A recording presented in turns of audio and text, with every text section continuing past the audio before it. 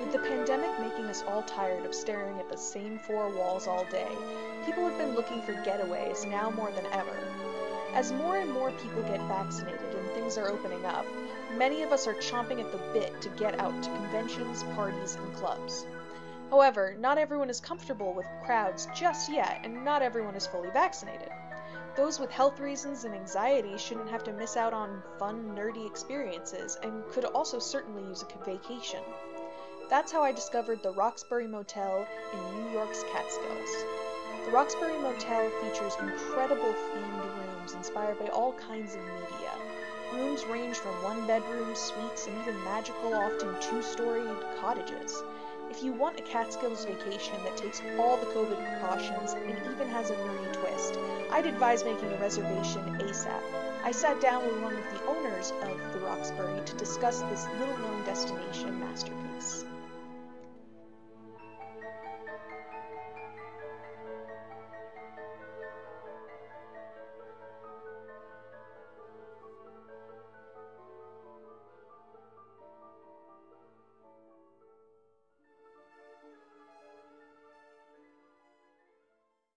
I am here with Greg Henderson of the Roxbury Motel.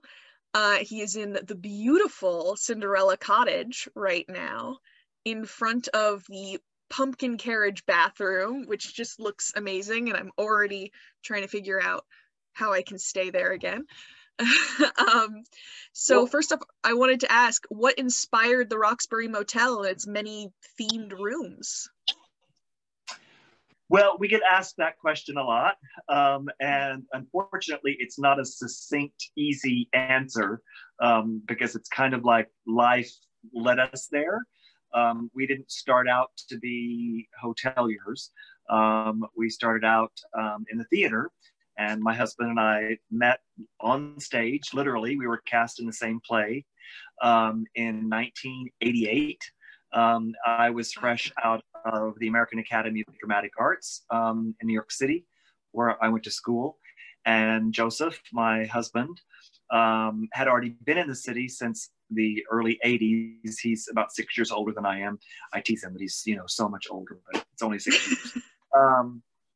And I was not out then, although he also teases me now that like I had so much makeup on, on in the dressing room. He was like, but he was and was breaking up with his boyfriend at the time, and so it was all such a new world to me. But anyway, so we actually got together in 1990. Also, we had become friends. And he wrote a play for me. He had been given, for the month of August, a stage that Playwrights Horizons used, which at the time was one of the best theater companies in New York City. Their stage was on 42nd Street. And he did a series of one-act plays and wrote a play with me in mind. And the play starred only two people, and it was two men. And it was about two men left on, at the end of the earth after like Armageddon. Mm-hmm. And the other guy that was cast to play opposite me got a better gig. I got a film or something. So Joseph, my now husband, wound up playing that part. So that's when I really fell in love. So that was all the backup to we spent 10 years in the theater together with our own theater company, producing right there in Times Square. But then through a weird twist of fate, towards the end of that, I wound up deciding that I needed to go ahead and take a temp job that I had, like so many actors. I'm tired of being poor. And through a part of that 10 years, for 5 years, actually of the 10 years that we were in theater. We toured the country in a one-man show that I did that Joseph also produced and directed and helped me write. So we played in like 12 different cities, never knowing where the next city was going to be, creating the sets, you know, packing up our cat and our Nissan Stanza wagon and going wherever the next city was. But it was, you know, we were getting scared that we were going to be really poor all of our lives. So I went ahead and accepted this offer that a Wall Street firm gave me, because my degree prior to the American Academy is in international finance. I'll get to the end of this soon. I'm sorry. It's okay. That kind of leads to why the Roxbury. So within about 2 years of being on Wall Street, we finally had a little money, not tons, but enough to buy a little weekend home in the Catskills, a cabin, which is actually where we still live. Although it's not a weekend home anymore, it's now our full-time home.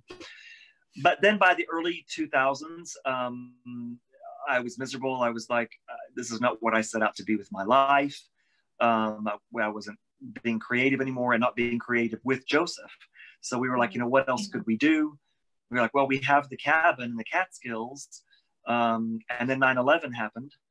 And that kind of finished us off, because I was working down there during all of that. And we were like, you know, I love New York City. I still need it in my life, but I don't need to live there anymore. Yep. So Joseph came up and started selling real estate. And he became friends with the man who owned the real estate agency. And we were at dinner with him one night, and he was like, I know you guys are looking to change your life. There's this little strip motel in Roxbury, New York. It only has 10 rooms. But the area desperately needs some lodging, you know, take a look at it. So that's how it all began. And we were like, you know, at that time it was only 10 rooms. We were like, you know, we were the happiest when we were creating together. So let's just go for it and do something that maybe is unique and different, that there's not a lot of other hotels like it in the world, perhaps. Yeah. And we were the happiest, you know, and maybe we'll lose everything and be poor, but we were poor before, we'll deal with it. And from day one, it kind of took off. I look back at those first 10 rooms, and, you know, what we thought was over the top then is like nothing compared to now. And the Catskills were in their heyday, although there's a big resurgence happening now, yep. But since the pandemic.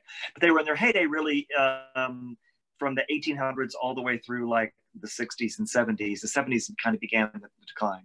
Yep. But the strip motel, which is what we originally bought, motel kind of has a negative connotation, you know, now because of the hotel and whatever. But, you know, in their day, in the 50s and 60s and so on, the whole country traveled, you know, and stayed in roadside motels, and they weren't a bad thing. They were really cool ones. They were the best thing. Yeah.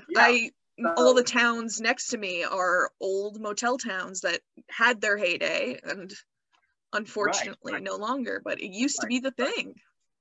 Yeah, exactly. So we decided to pay homage to that era with those first rooms, and pay homage to sort of mid-century modern decor. And we named one room, our first and only suite at the time, the Austin Powers Suite, and did what we thought was kind of over the top. And New York Magazine found out about it somehow and did like a 4-sentence little blurb. That's back when New York Magazine was mainly a magazine before the internet. Well, the internet was around in 2004 when we first opened, but it was still in its infancy. Yeah. I mean, people had websites and stuff, but we were like avant-garde because we had an online reservations back then.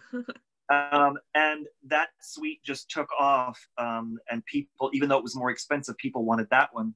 So that began the 17 journey that we've been on of expanding and expanding and expanding.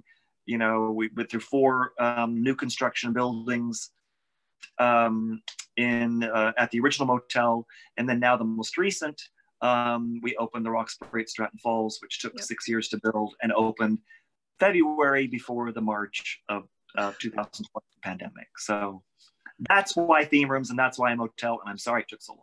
You are fine. You're fine. Listen, I can edit this if I need to. Yeah. So it's all good. What is your personal favorite room? Again, I get asked that question a lot, and my standard answer is they, and this is the truth, this isn't BS, they're like our children. We don't have children for a variety of reasons.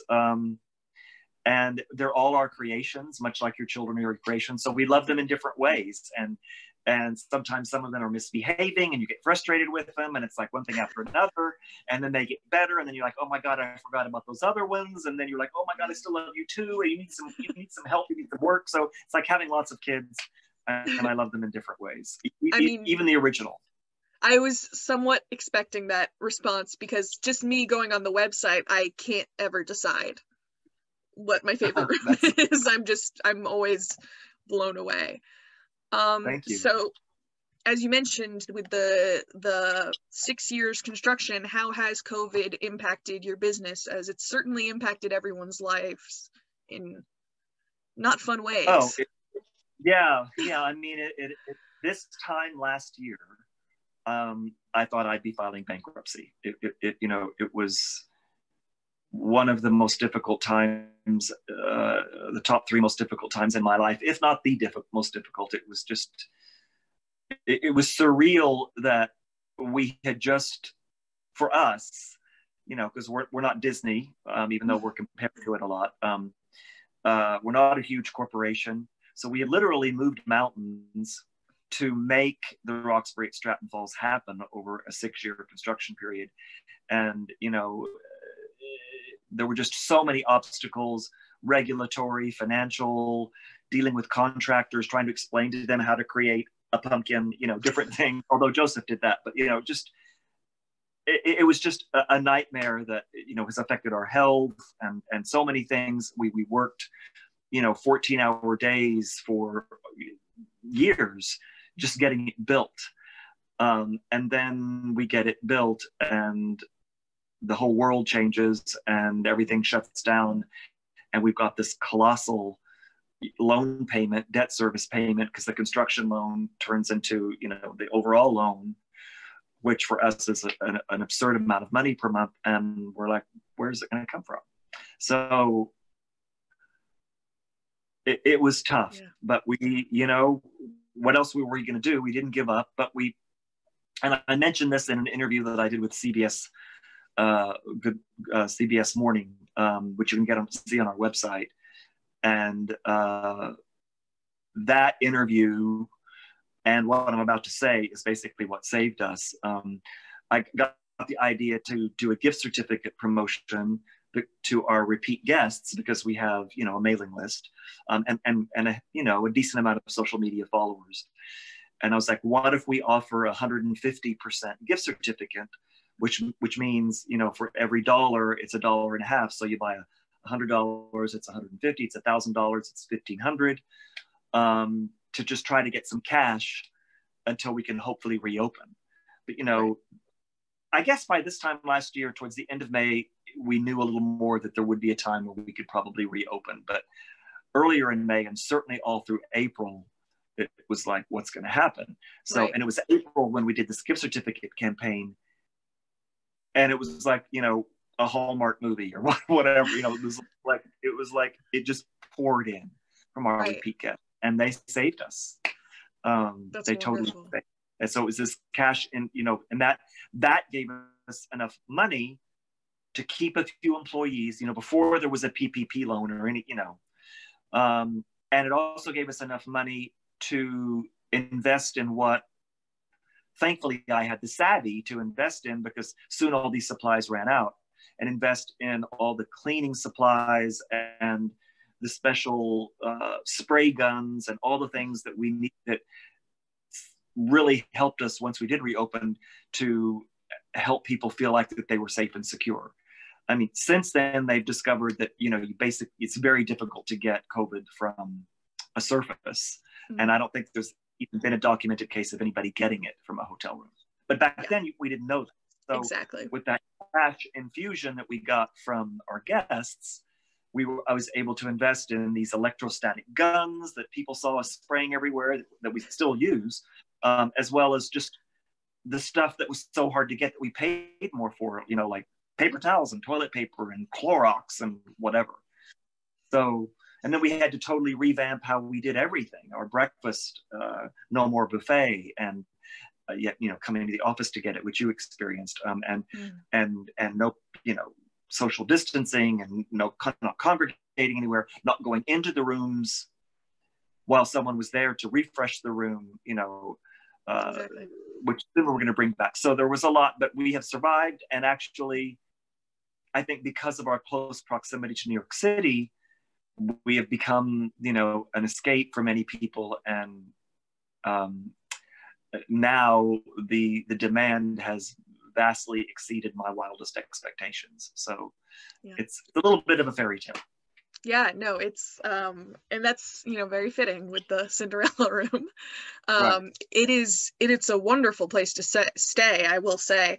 And I noticed like you guys had the like a local distillery had done the hand sanitizer that was in the room, and all these things, which was lovely to see the local businesses supporting local businesses, as well as saying, hey, we've all had to, apparently this distillery has to make sanitizer now, it's. Yeah, and actually, I don't know if you noticed in the hallways, the stand that some of the sanitizers stayed, like lime green stands that were kind of fun, that we put them on. That's one of our neighbors who's handy with construction, made 10 of those for us.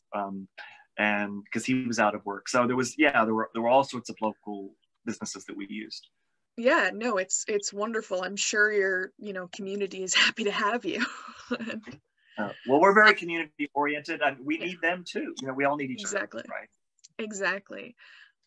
So going off of that, what are some of your hopes and fears with the upcoming months with more people being vaccinated? And people are like in New York, you don't have to wear a mask inside if you're vaccinated and such. Right.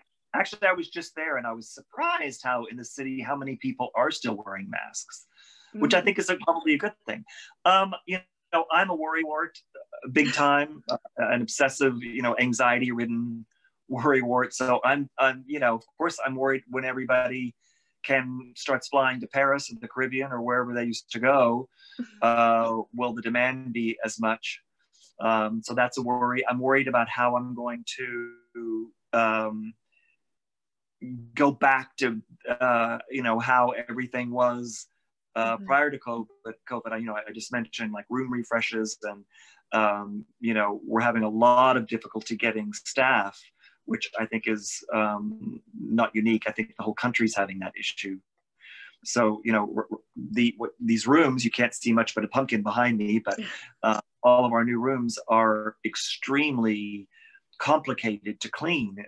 Talk about nook crannies and whatever. So, the way a hotel functions, if you think about it, during normal times when you're really busy, checkout is 11. Most people want to stay till 12, and then check is at 3.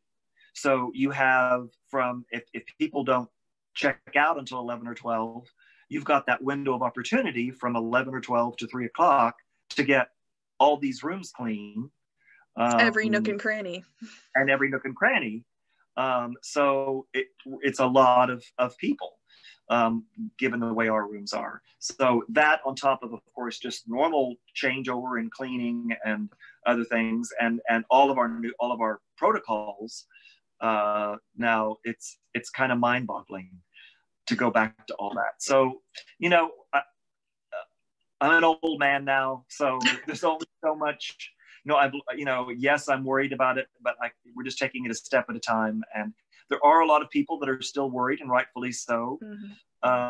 So, we're still requiring masks now, not outside, of course, but in common areas and stuff. Because, we just the other day, we had a guest who, was very concerned about people not wearing masks. So we're keeping the stuff for a while. Yeah, no, and I mean, I know so many of my friends have said, I think I'm going to keep wearing a mask just because I haven't gotten any like colds or anything. And so there's no harm in being a little extra careful, especially during a global pandemic. Yeah. Yeah, no, absolutely. And again, as someone who stayed there, I felt very safe and very comforted. And I remember being like a little confused about how the breakfast was working. Right. But then when we like got the food, it was so easy. And then I will say the food is amazing. Like the coffee cake. Oh, thank you. Really good. And that's, our neighbor bakes that. your neighbor bakes that. So it's just another community oriented, you know, small business, local, just, the Danishes and everything. This is turning into just an advertisement, but it's okay. That's fine. Thank you. So now about the themed rooms, obviously a lot of them are inspired by certain media or, you know, TV shows or fairy tales. And it's like, what is it about some of these that obsess you enough to make a whole room devoted to them? Well, you hit the nail on the head with the word obsess. All of our themes are not just willy-nilly, you know, selections. They have to mean something to us on a pretty deep level in order to create them. The original concept, like I kind of explained before with the motel, but I don't think I spelled it out, that why it had themes from film and television shows of the 60s and 70s in the original motel, because the Catskills were in their heyday, motels were in their heyday then, but that was also when we were kids, my husband and I. So there were, you know, back then you only had 3 channels on television. Granted, some of the themes are for films, but you know, we made a list of the shows that we liked, and then we knew within, you know, the first sit down of the ones that like really meant something to us that we had to, and most of them I could envision. I'm kind of the one who envisions, not necessarily every detail in the room, but like oh, we could do this and this. But my husband's, his day job, we had a theater company, but you know, it wasn't always enough to pay the bills. So his day job was set construction. So, you know, he has many years of actually building sets for film, for television, for Saturday Night Live. He built a lot of the set. And in the 80s, he was part of the crew that went in on a Thursday and put the whole set up, you know, and then Saturday night happens and then they break down the set on Sunday. So fast workers. I mean, that's a little different, like this pumpkin behind me. It's a little different than a stage or a film set, because that is all, you know, not smoke and mirrors, although some of it is smoke and mirrors, but you know, it's just a set. It's not necessarily durable. A hotel room has to be durable. So anyway, back to your question about themes. So that evolved over the years at the motel. We pretty much stayed in sync with TV shows and films of the 60s and 70s. There were a few things like the Wizard of Oz room, which was actually, Wizard of Oz was made in 1939, but it really didn't become popular in such a global, iconic way until the 1960s, when color television came out and people saw, you know, it in color on their television screen. So that's how we fit it into the 60s and 70s thing. But then Stratton Falls has a fairy tale-esque like quality to it with the rooms, because when we're first looking at the property, which is a whole other story, I'll spare you that, how that happened. But anyway, when we turned the bend down, when we were down at the base of the river that leads you to the waterfall that has the namesake Stratton Falls, it was so magical and so amazing, because we hadn't seen the waterfall from its base. We both kind of turned and looked at each other and sort of both knew at the time that we had to try to find a way to make this happen. But then later, after the man who sold us the property was not with us, later on that evening, I said something like, you know, I felt like I was in a fairy tale. And Joseph was like, oh my God, I felt that too. I was like, it was like being in a fairy tale. So we knew for the Stratton rooms, at least the cottages, we wanted them to have a fairy tale-esque quality. Very much so. Very much so. Yeah, so I guess most of them, though, other than like obviously a fairy tale and things like that, most of the theme rooms are from the 60s, because obviously, you know, the Lambda Quadrant members, we stayed in the Final Frontier room because we're all Star Trek nerds. But then, of course, there's the Gilligan's Island with Mary Ann's cream pie, which I love. I watch a lot of shows from the 60s. I know I'm young, but I do watch a lot of shows from the 60s. I love that. I love it because there's a lot of people from your generation who don't know what they are, and I'm like, oh God, I feel so old. You know, like I studied screenwriting, and I'm constantly saying Gilligan cut to this, Gilligan cut to this, and you know, oh, cool. yeah, absolutely. And Yeah, so obviously, yeah, you have the Gilligan's Island, you got the I Dream of Jeannie with the Genie's bottle, and then even the Indiana Jones kind of themed room is a little bit, which is a little more 80s, but we also have Bewitched and the later, Stones and the Jetsons. Yeah. And even, Maria's Curtains, to a certain extent, is a similar era, Julie Andrews. No, Sound of Music was the 60s. It was 1963 when it came out. Yep. And it all kind of, I hadn't put it together how much so many of them were from the 60s. I just said, oh, this is what I watch. Yeah. And I was like, Gunsmoke. We have one called Miss Kitty Saloon, which is from a TV show called Gunsmoke, which is actually a radio 50s also. So yeah. Really? Yeah. What's next? The Shadow. The Shadow Knows, and so many other ones that you could do. F Troop and all the other. Oh, it's countless. But we're not building anything else. We're done. We're still. There's so much with maintenance and so on. There's a reason why hotels standardize their rooms. Just from a supply perspective, even. So we're done at least for a while. Yeah, I think that's safe to say. Yes. So I want to, obviously, because again, Lambda Quadrant, and us being all Trek nerds, what is it about Star Trek that made you guys go, yes, a room, other than it being in the 60s? Oh, because it was one of the shows that we had a passion for. My brother and I, we had a schedule when we would get home from school, and there was like a lineup of shows that were in rerun. My brother's older than I am. He remembers Star Trek when it was actually prime time. Mm-hmm. I have a vague memory of being maybe 3 or 4 years old and seeing it in prime time. But by the time I watched it in the 70s, it was already in reruns.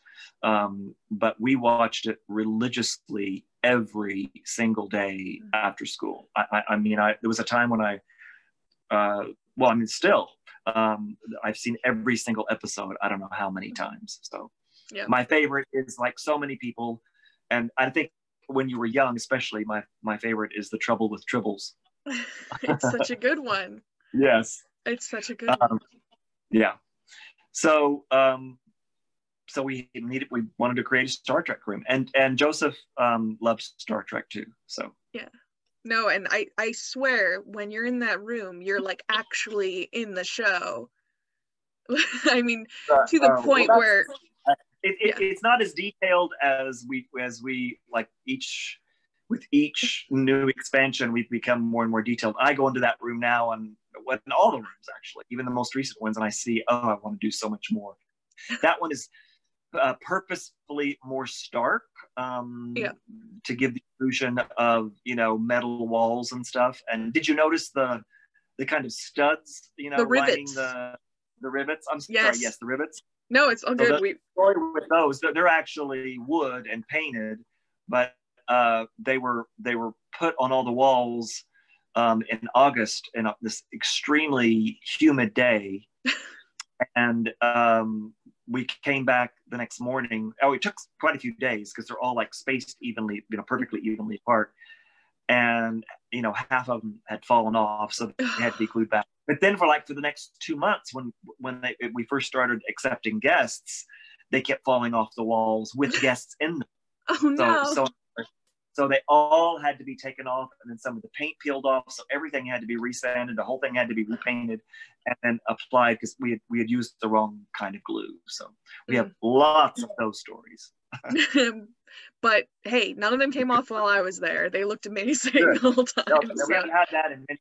Yeah. And the star ceiling is incredible, just breathtaking. Like, of course, we had the TV, which, guess what, we watched Star Trek on, and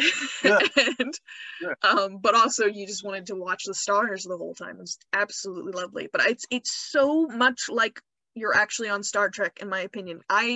We brought some cosplays to, of course, take photos and uniforms. I put on a red shirt and I immediately tripped And I think that's because I was in the show of Star Trek, and so being a red shirt, I just had to, I mean, really, I think that's how much the room has that power.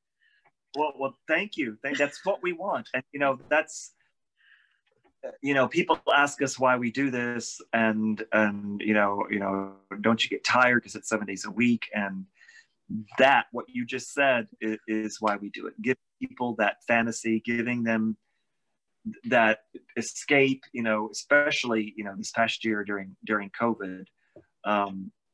When you're a theater person at heart, who sort of lives for that connection with the audience. It's not all of, about applause. I always get angry at my father because he always, teased me about needing applause. Yes, that's part of it. But anybody who has been on stage or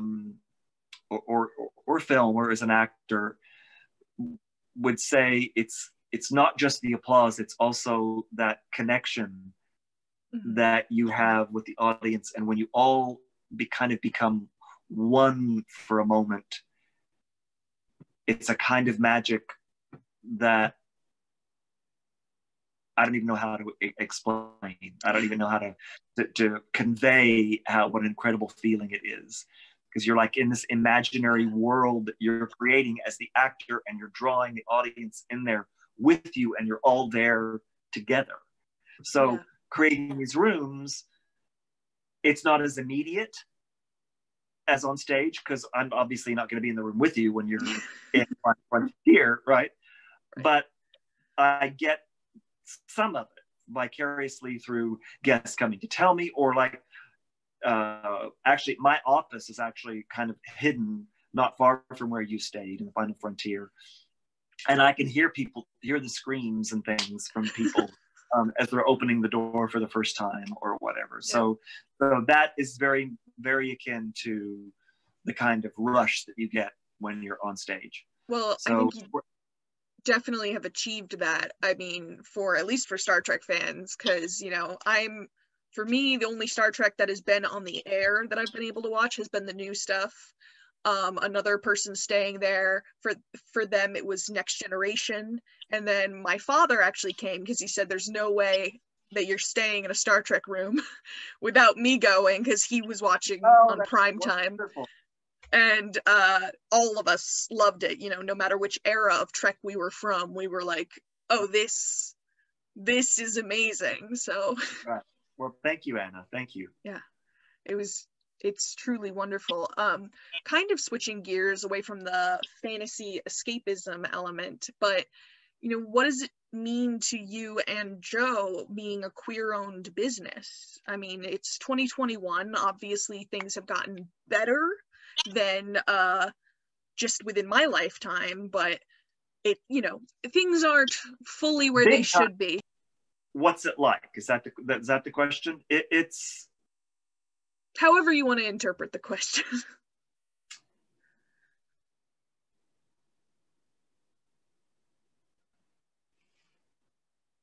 It's actually been wonderful in many ways, but I would be lying if I didn't say that there are still moments, I'm 56 years old, that I still don't have that I still have, where I get a vibe from a certain type of guest who maybe hadn't done much research or is here through something like booking.com or something they haven't really looked at our website, and they're just here for a wedding that's being held at one of the wedding venues. We don't really do weddings here. And I sense them being uncomfortable. And maybe that's some of my own, we all, as whether you're gay or transgender or whatever you are in the LGBTQ plus community, we've all been there, with whatever your journey is of the time you felt uncomfortable. So I have some of those moments, but they're few and far between.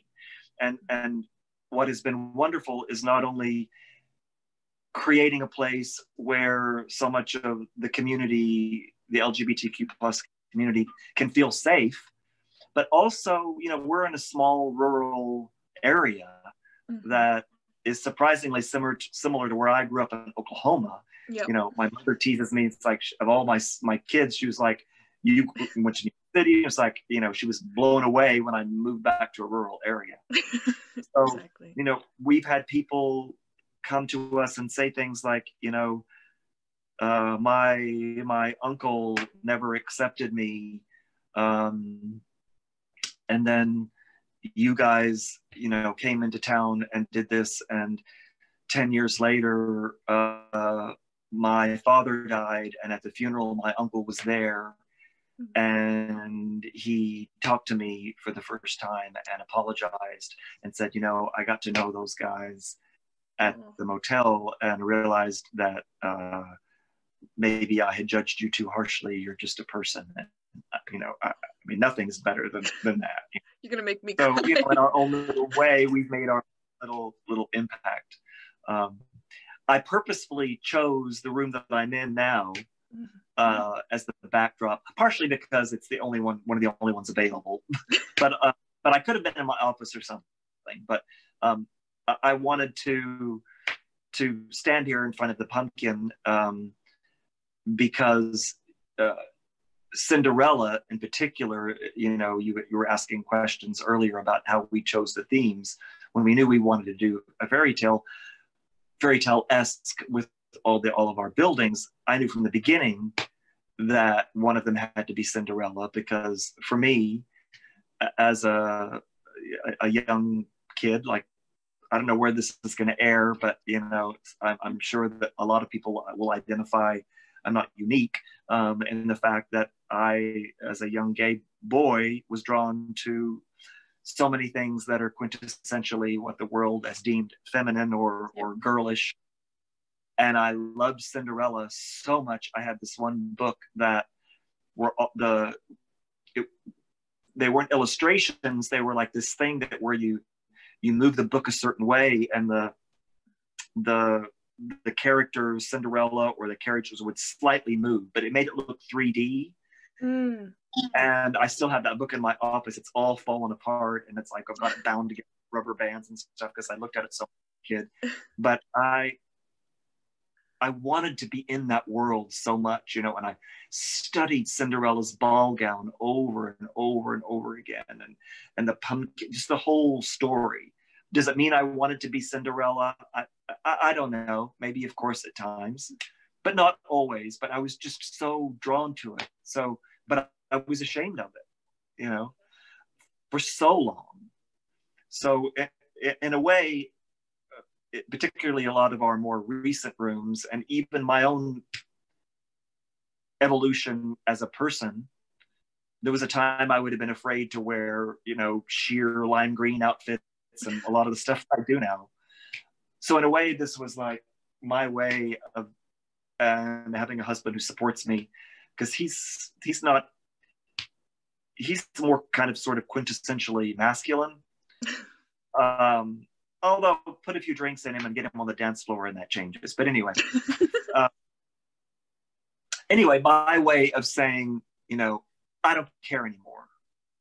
I'm going to build an homage to Cinderella, not because I think it's going to attract a lot of people and it's a way to make money because people like Cinderella. No, because I love it. Exactly. And I, you know, am going to create this giant dress that sparkles because I loved looking at that dress so much as a kid, but was ashamed of it for so many years. And, you know, Cinderella, in many ways, it's transformative for her in the story of but she stays the same. In a lot of ways, like what the fairy godmother does is allows her to be herself for the first time. And she's a child of abuse, you know, and really people, yes, there's certain ways of looking at Cinderella that are horribly, I don't know, sexist, and that every woman needs to find their prince. But there's other ways of looking at it, that there may be two people that found each other because they needed to escape their like I just said, forms of abuse, you know, so. Mm-hmm. Yeah, and so the transformative, whether it be in, you know, becoming your true self because you couldn't before, because, you know, because of environment, or just because you weren't personally there yet, it's wonderful to see in a hotel room, well, a motel room. Not going to take away the identity of the motel, and Right. just, you know, I think there's a lot that speaks volumes there. And I love what you just said about Cinderella. Thank Really you. touched my heart. So, you know, I was going to ask about, because obviously there are some people who'd probably be uncomfortable, you know, especially people who live in the city would be worried about going to a rural area, but you summed it up perfectly, that actually, you know, it's changing, and also you guys can, in some ways, can be a safe haven in the Catskills for the queer community, or just minority community, and people who aren't always feeling welcome. But so beyond the numerous reasons we've already given, why should people stay at the Roxbury Motel? Just a little plug for yourself. Well, in sync with the reasons we just gave, because it's a way to hopefully to escape into whatever your fantasy is. You know, I think that we've all wanted, even if we're not conscious of it, part of the attraction of watching a film, particularly, you know, the way we used to in movie theaters, you know, I think so many of us have wanted to jump into that picture and be in it. Or if you're watching a play, jump onto the stage and be in it. So we've tried to create rooms that make you feel like you're in whatever your fantasy is. It doesn't have to be from a film per se, or a TV show, or whatever that you want to jump into. It could be other things that you're drawn to, that you want to sort of escape into for a weekend, you know. Or if you're just really into design, and different kinds of design, I always like to say, you know, it may not be how you want to decorate your house, because a lot of people are afraid of bold colors and over the top things, and I'm certainly not. But it's fun to be around, you know, for a few nights. So that, combined with being in a beautiful setting, you know, in the winter it has its own beauty, and you can go snow skiing and snowboarding and the variety of winter sports that are up here, and in the gloriousness of the summer in the Catskills. It's so lush, and there's so many things to do.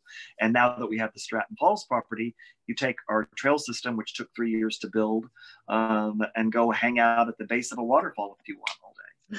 And not just a little one, a 50-foot waterfall. Yeah, gorgeous. Absolutely gorgeous. All right, and finally, what does Pride mean to you, as we will be airing this video at the end of Pride Month?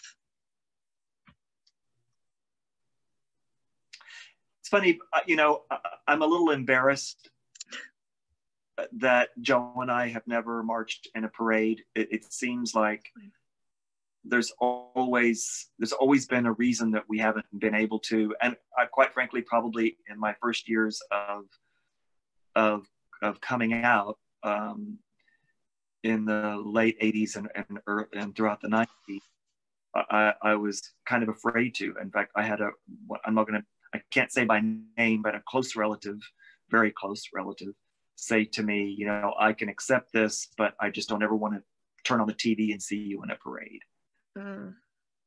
Which, you know, to this day still affects me a little bit. Exactly, yeah. Most of my family has been wonderful, so I don't want to paint that picture. But so Pride to me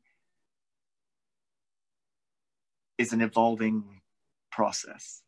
I think in its essence, Pride means Pride, its derivative was a reaction to being able to say, I am proud to be me. I don't have to be ashamed to be me. I'm proud to be me, and I'm going to show my pride. Mm-hmm. But I think down inside, because as a community, we're still so bombarded on a daily basis with images and media and every kind of, so many kinds of input that tell us that what we are is not normal and maybe even wrong, and certainly not the majority, that there are still moments of struggle for all of us. So Pride Month is a way to have a time that you don't let those other things in and be proud of who you are. Because what else you can, you know, but your own truth. And it's so horrible that there are still so many people that are afraid to live their own truth. Thank you so much. That was beautiful. You're welcome. Thank you for interviewing me. I'll look forward to seeing this, and we hope we're going to have you guys as guests again. Well, I've already booked another stay for my sister's wedding party, so cool. at the Diggs Cottage. So I'm very excited about that. Yes. Oh, yes. So we'll have to meet in person then. Perfect. All right. So thank you so much.